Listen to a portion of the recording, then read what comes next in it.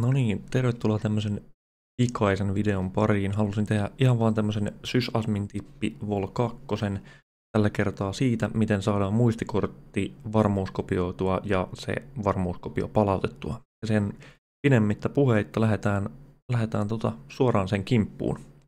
Eli ensin halutaan varmistua siitä, että käsitellään varmasti oikeaa levyä. Mulla on nyt tässä esimerkiksi SDA.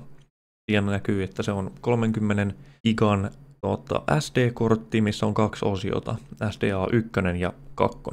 Sen jälkeen kun ollaan varmoja siitä, mikä levy meillä on, katsotaan, että se ei ole mountattu. Tässä esimerkissä nyt nähdään, että kun ajetaan mount-komentoja, krepataan sieltä SDA, niin meillä on molemmat osiot on mountattu, eli sitten halutaan unmountata ne ennen tätä varmuuskopiointia.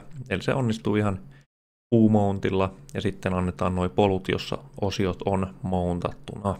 Tämän jälkeen voidaan ajaa uudestaan tuo mountti ja nähdä, että siellä ei ole enää mountattu kumpikaan osio. Sen jälkeen halutaan varmistaa, että meillä on tarpeeksi levytilaa saatavilla tässä nykyisessä hakemistossa. Se onnistuu df-h ja piste näyttää sen nykyisen hakemiston.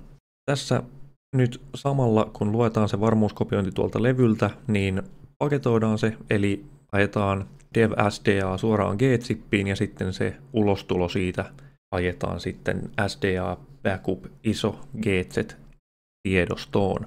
Tämä on nyt oikeastaan se aikaa vievä prosessi, eli tipataan vähän eteenpäin.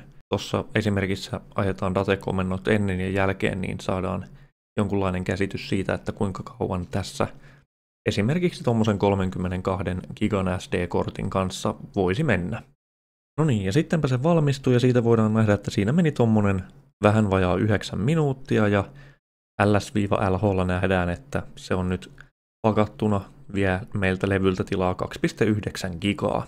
Eli pakkaus oli aika tehokasta. Esimerkiksi tämmönen 30 gigan levyn varmuuskopio niin menee hyvinkin pieneen tilaan. Ja tässä kohtaa oikeastaan meillä tuo varmuuskopion tekeminen on tehty, niin katsotaan seuraavaksi, että miten se sitten palautettaisiin esimerkiksi toiselle levylle.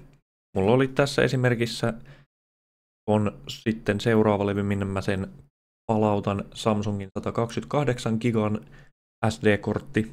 Ja siinä palauttamisessa tarvii vaan olla varma siitä, että se levy, jolle se varmuuskopio palautetaan, on vähintään yhtä suuri tai suurempi kuin se alkuperäinen levy, miltä se varmuuskopio on otettu. Eli ajetaan eject tolle dev SDAlle. Sitten jos katsotaan uudestaan F-diskillä SDAta, niin nähdään, että siellä uudella levyllä on kaksi osiota olemassa. Katsotaan, että osiot on automaattisesti mountattu, U-mountataan ne. Sen jälkeen avataan F-diskillä tuo levy ja poistetaan sieltä ne osiot. Tämä ei ole välttämätön, mutta tehdään nyt näin kuitenkin. Sen jälkeen nähdään, että osioita ei enää ole ja ne ei sitten voi ollakaan mountattu mihinkään. Nyt kun meillä varmuuskopio on tosiaan pakattu G-chipillä, kun se otettiin, niin tämä palauttaminen tehdään sitten Gun-chipin kanssa. Tähän viedään tämä meidän tekemä varmuuskopioitu tiedosto ja sitten putketetaan se suoraan tuohon levyn päälle. Ja katsotaan nyt myös datet ennen ja jälkeen ja katsotaan kuinka kauan tässä suunnilleen voisi mennä.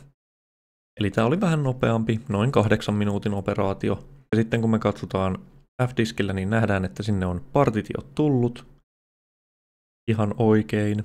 Ja voidaan nyt varmuuden testin vuoksi tehdään sinne hakemisto ja montataan vaikka toi SDA1 sinne ja nähdään, että siellä kaikki tiedostot on, mitä pitääkin olla. Kiitos kun katsoit. Tämä on ollut tämmönen nopea levyn kopiointivinkki. Jos sulla on jotain mahdollisesti muita asioita, missä sä tarvitset jeesiä, niin jätä kommenttia.